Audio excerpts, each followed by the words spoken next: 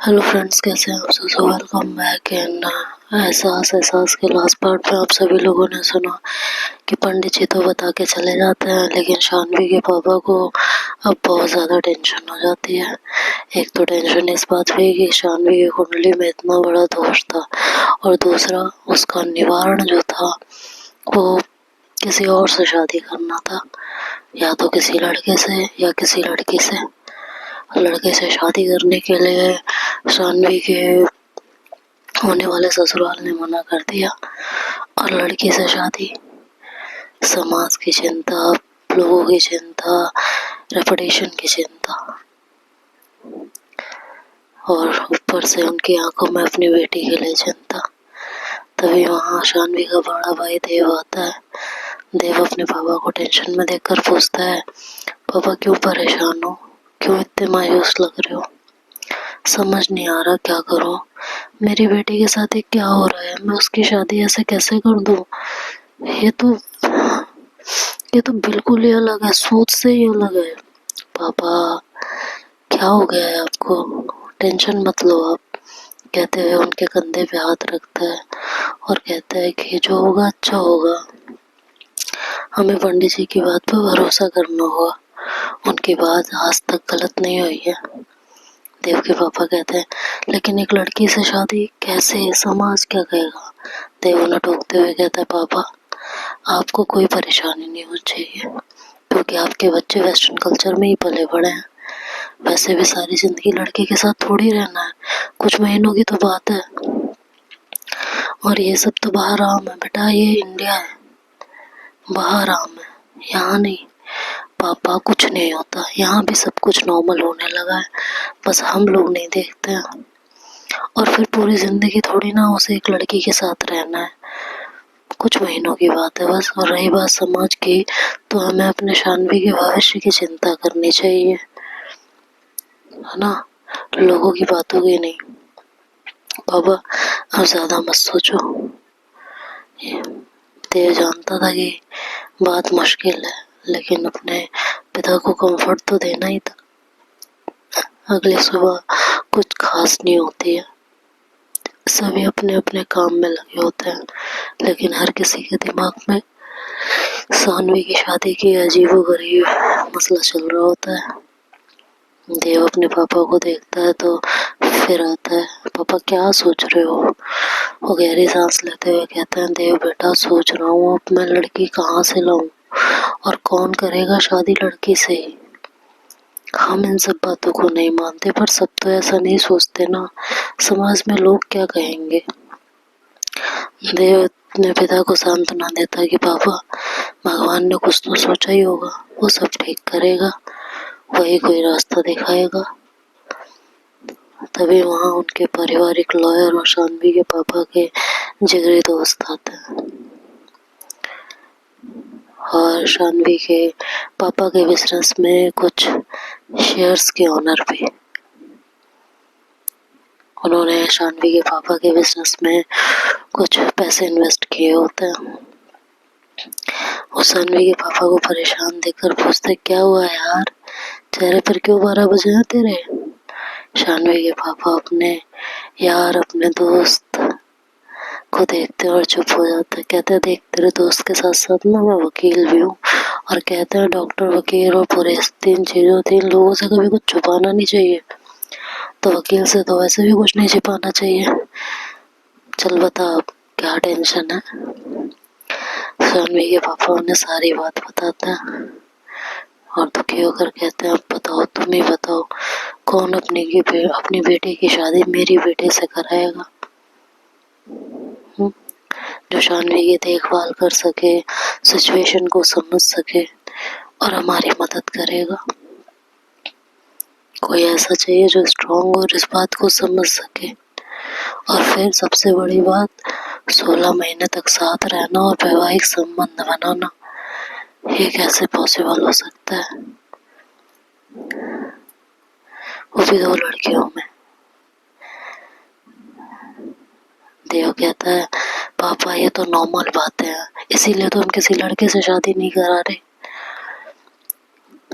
जिया के पापा जिया कहते हैं, जिया, अरे मेरे यार जिया।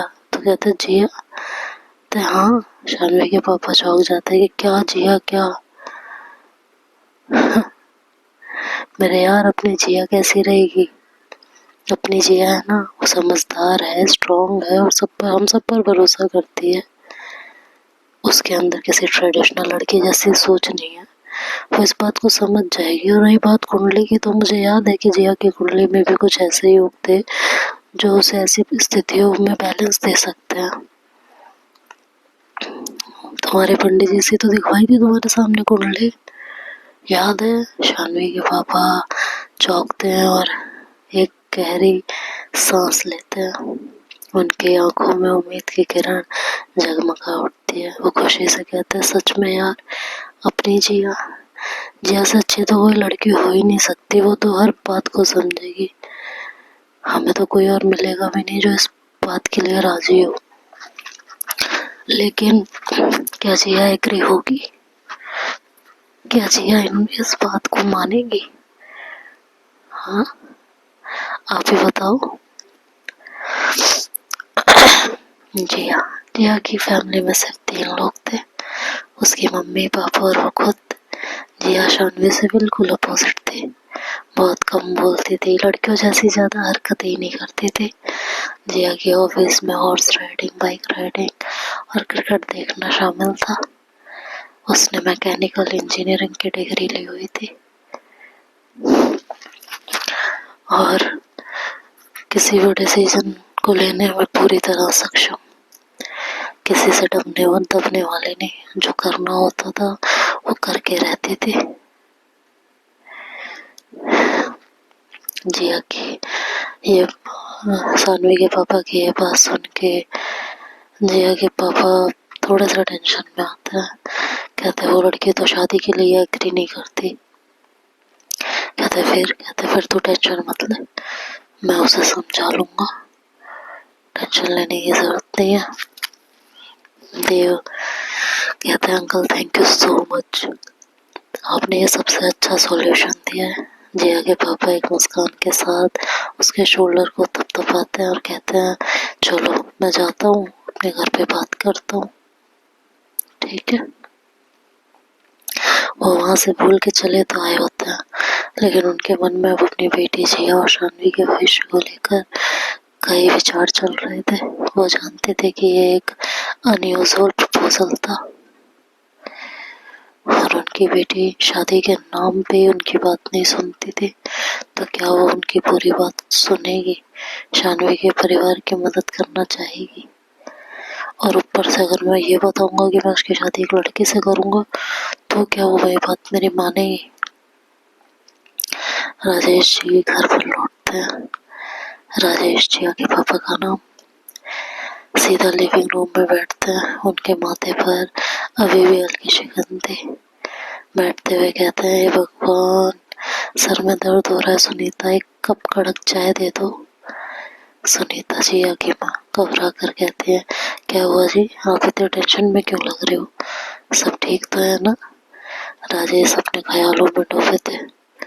उन्होंने शानवी के पापा जितेंद्र को वादा तो कर दिया था, जुबान में ले आए थे, लेकिन अब अपनी बीवी सुनीता को ये कैसे बताएं, कहाँ से शुरू करें, कुछ समझ ही नहीं आ रहा था।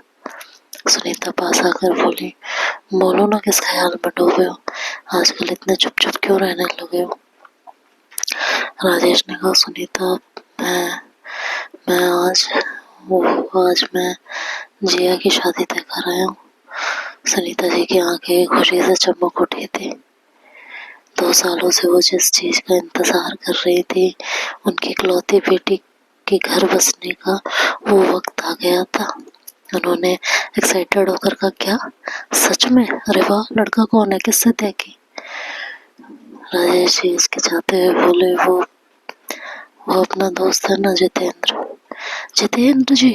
ओह, उनके छोटे बेटे आदित्य से? अरे वाह, बहुत अच्छा किया आपने। आदित्य बहुत अच्छा लड़का है, संस्कारी है और बिजनेस भी संभालता है। मुझे तो पहले से ही पसंद था। उनके चेहरे पे संतोष और खुशी साफ झलक रही थी। राजेश जी ने शांत स्वर में कहा, आदित्य से नहीं। सुनीता अचानक से रुक गई। उसकी खुशी पल भर में काफूर हो गई। सुनीता ने उलझन में कहा, आदित्य से नहीं तो किससे? उनके बड़े बेटे से? पर उनकी तो शादी हो गई है ना। मैं कुछ कंफ्यूज हो रही हूँ राजेश, साफ साफ बताओ। या उनके किसी कजन से? राजेश ने हिम्मत जुटाई। उसकी आंखों में एक अजीब सी लाचारी थी और नजरें झुकाकर उन्होंने कहा, शानवी से। एक पल के लिए सन्नाटा छा गया था। सुनीता की आंखों में पहले अविश्वास आया, फिर गुस्सा। चिल्लाते हुए, लगभग रोते हुए बोली, क्या क्या बोला आपने? शानवी से? आपका दिमाग घर छोड़ कर गए थे क्या? ये कैसी बातें कर रहे हो? ये मजाक है क्या? ये कैसे हो सकता है? राजेश ने पूरी बात बतानी शुरू की। कुंडली का दोष, पंडित जी की बात है और कैसे शानवी के परिवार को इस अजीब उपाय की जरूरत है। उन्होंने समझाया कि कुछ महीनों की ही तो बात है। राजेश समझाते हुए आवाज में दर्द था। उन्होंने कहा, सुनीता, ये सब कुछ महीनों की ही बात है। शानवी के परिवार की मदद करना हमारा फर्ज है। तुम जानते हो ना जितेंद्र ने हमारे लिए क्या क्या किया है। सुनीता का गुस्सा सातवें आसमान पर था। उसे लगा उसका पति होश में नहीं है। उन्होंने कहा, कुछ महीनों की बात है? क्या इज्जत रह जाएगी हमारे समाज में? लोग क्या कहेंगे? हमारी जिया का क्या होगा? और फिर कौन लड़का शादी करेगा हमारी जिया से? एक लड़की से शादी, ये आप सोच भी कैसे सकते हैं? आपने हमारे इकलौती औलाद के भविष्य को अंधेरे में डाल दिया।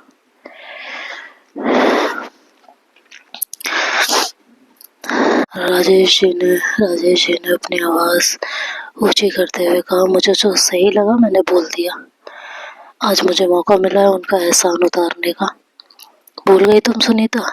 जब कोई हमारे साथ नहीं था तो वही जितेंद्र था जिसने हमें सहारा दिया था। हमारी फैमिली ने हमारा साथ नहीं दिया था, ना हमारी शादी को तैयार थे। उस जितेंद्र ने ही हमारी शादी करवाई थी। भूल गई क्या तुम सब कुछ? लेकिन मैं नहीं भूला हूँ, मुझे सब कुछ याद है। सब भूल गई तुम। उसी ने मुझे लॉ की पढ़ाई पूरी कराई थी।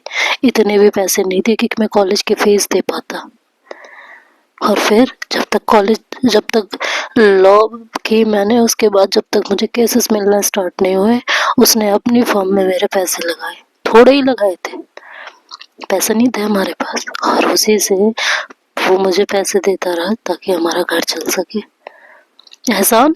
सुनीता ने चीखते हुए कहा, एहसान के नाम पर आप मेरी बेटी की जिंदगी बर्बाद कर देंगे? इसका मतलब ये नहीं है कि हम अपनी इकलौती औलाद के भविष्य को अंधकार में डाल दें। राजेश ने आवाज में सख्ती लाते हुए कहा, ये मत भूलो जिया, ये मत भूलो जिया को उन लोगों ने एक ही तरह से जिया था। जब वो छोटी थी और बीमार पड़ी थी, तब जितेंद्र जी ने हमारी आर्थिक मदद की थी और उनकी जान पहचान से ही हम दिल्ली के बड़े डॉक्टर से मिले थे। अगर वो ना होते तो शायद जिया आज हमारे साथ ही ना होती। ये रिश्ता सिर्फ आज का नहीं, पुरानी वफादारी का भी है और मुझे ये करना ही होगा। दोनों के बीच तीखी बहस हुई। सुनीता गुस्से और दुख से चूर थी। उसे लगा कि उसका पति उसकी और जिया की भावनाओं को समझ ही नहीं रहा है और राजेश अपनी बात पर अड़ा रहा। उसके लिए यह कर्तव्य और एहसान का मामला था। दोनों अपनी अपनी जगह सही लग रहे थे, लेकिन कोई भी एक दूसरे की बात को सुनने को तैयार ही नहीं था। आखिरकार सुनीता ने हार मान ली, लेकिन मन से नहीं। उसे समझ आया कि राजेश ने मन बना लिया। सुनीता तकी हुई और आप परेशान आवाज में बोली, तो क्या जिया शादी को मान जाएगी? वो तो आग बबूला हो जाएगी। मुझे नहीं लगता वो कभी मानेगी। और एक लड़की से? ये बोलते हुए सुनीता की आवाज में थोड़ी घबराहट थी। राजेश जी थोड़ा शांत होकर चेहरे पर जिद लिए बोले, वो मुझ पे छोड़ दो। मेरी बेटी मना नहीं करेगी, मैं उसे समझा लूंगा। ये शादी तो वो कर रहेगी। शाम को जिया अपनी बेस्ट फ्रेंड स्नेहा के साथ घर आई थी। वो भी बाहर से पढ़ के लौटी थी, तो स्नेहा के साथ अक्सर यहाँ के मार्केट, गलियां देखने चले जाया करती थी। राजेश ने जिया को देखा और कहा कि बेटा, मुझे आपसे कुछ बात करनी है, खाना खाकर ऊपर छत पे आ जाना। जिया ने अपने पापा को इतना गंभीर और परेशान देखकर कहा, जी पापा। जिया खाना खाकर छत पर गई। राजेश ने जिया से बात करनी शुरू की, लेकिन वो अभी भी उसे पूरी सच्चाई बताने से कतरा रहे थे। उन्हें पता था कि जिया इन पंडित की बातों, ग्रह नक्षत्रों और ढकोसलों में विश्वास नहीं करेगी। उन्होंने नरमी से और दृढ़ आवाज में कहा, बेटा मैंने आपकी शादी तय कर दी है। जिया का चेहरा गुस्से से लाल हो गया, उसकी आंखें सिकुड़ गई। उसने बोला, पापा आपको मैं कितनी बार कह चुकी हूँ कि मुझे अभी शादी नहीं करनी है। आप ये क्या कर रहे हैं? मेरी मर्जी के बिना आप कैसे फैसला ले सकते हैं? मैं किसी से शादी नहीं करूंगी। और वो अपने पापा की बात पूरी होने का इंतजार किए बिना ही गुस्से में अपने कमरे की तरफ भाग गई। राजेश वहीं खड़े रह जाते हैं। उनकी आवाज में उदासी और हताशा की एक गहन दर्द था, एक दुख था। उन्होंने कोशिश की थी कि वो जिया को अपनी बात समझा सके, लेकिन जिया ने उनकी एक बात नहीं सुनी। राजेश ने उसके रूम पे जाके उसके दरवाजे को खटखटाते हुए कहा, अच्छा कोई नहीं बेटा, एक बार मिल लेते हैं ना बेटा। देखो मैंने अपने दोस्त को जुबान दी है, ये बहुत जरूरी है। जिया के कमरे से चीजों को तोड़ने की आवाज आई। जिया की मम्मी सुनीता जो नीचे हॉल में थी, वो सामान का टूटना सुनकर भागकर हॉल ऊपर आई। उन्होंने कहा, देखा आपने, मैंने कहा था ना किसी लड़की से शादी। दिमाग ठीक है आपका? जिया कभी नहीं मानेंगी, आपने सब बर्बाद कर दिया। राजेश ने कहा, चुप रहो, मैंने नहीं बताया उसे किसी लड़की से शादी होगी, और तुम भी अपनी जुबान बंद रखो। जब वहां जाएंगे तब की तब देखेंगे। राजेश ने सुनीता को समझाने की कोशिश की, लेकिन अब उनके बीच भी एक दीवार खड़ी हो गई थी। राजेश वहां से चले गए। उनके कंधे झुके हुए थे, लेकिन सिर अभी भी कायम थे। सुनीता भी हैरान परेशान अपने घर में इधर उधर घूम रही थी। जब उन्हें कोई रास्ता नहीं दिखा तो उन्होंने अपनी बहन को कॉल किया। बहन ने फोन उठाया तो सुनीता रोते हुए बोली, मेरी तो किस्मत ही फूट गई है। राजेश ने जिया की शादी एक लड़की से तय कर दी है, और जिया जिस चीज से मैं उसे बचाना चाह रही थी, राजेश वही करके चले आए। अब क्या होगा? बहन चौंक कर बोली, क्या बात कर रही हो? और फिर शांत होकर कुछ 2 मिनट शांत रही तो सुनीता ने कहा, क्या सोच रही हो? बहन ने कहा, दीदी ये तो अच्छी बात है ना, तुम्हें पता है ना जिया को लड़कियों में इंटरेस्ट है। सुनीता कुछ देर चुप रही। उसे अपनी बेटी की इस बात का हमेशा से अंदाजा था, लेकिन वो इसे कभी स्वीकार नहीं कर रही थी। जब जब ये बात इस तरह सामने आती थी वो नकार जाती थी, और अब जब ये बात इस तरह सामने आ रही थी तो वो और भी टेंशन में आ गई थी। उसने परेशान होकर कहा, इसीलिए तो टेंशन में हूँ बहन, समाज को क्या जवाब देंगे, रिश्तेदार से क्या कहेंगे, हमारी इज्जत क्या रह जाएगी। सुनीता जी की बहन ने प्यार से समझाते हुए कहा, अरे सबको बताना जरूरी थोड़ी ना है कि जिया की शादी हुई है। तुम कह देना कि शानू उसकी फ्रेंड और घर में रहने आई है। और राजेश जी जो कह रहा है वो ठीक ही है ना, इस तरह उनका एहसान भी चुक जाएगा। और तुम दूसरे तरीके से सोचो कि जब जिया एक लड़की के साथ रहेगी तो तुम कुछ ऐसी चीजें कर सकते हो जिससे जिया को रियलाइज हो कि एक औरत और आदमी का रिश्ता ही नेचुरल होता है। क्या पता उसकी सोच बदल जाए, वो किसी लड़के से शादी करने को तैयार हो जाए। ये तो तुम्हारे लिए गोल्डन अपॉर्चुनिटी है अपनी बेटी की सोच बदलने की, और तुम इसे ऐसे ही हाथ से जाने दे रही हो। सुनीता सोचने लगी, उसकी बहन की बातों में कुछ सच्चाई थी। क्या पिता यही रास्ता जिया को सही दिशा में ले जाए? सुनीता के मन में एक नई उम्मीद जाग गई थी और एक अजीब सा मास्टर प्लान बनने लगा था। तो आगे क्या होगा? क्या जिया को पता चलेगा कि उसकी शादी एक लड़की से हो रही है, और अगर हाँ तो कैसे? क्या सुनीता अपनी चाल में कामयाब होगी, या इससे जिया के साथ उनका रिश्ता और बिगड़ेगा? और शानवी इस सब पर क्या प्रतिक्रिया देगी, ये सब जानने के लिए इसका अगला भाग सुनना ना भूलिएगा। एहसास, कहानी नए रिश्तों की। तो मिलते हैं आपसे कल के नए अध्याय में। Bye bye, take care, good night.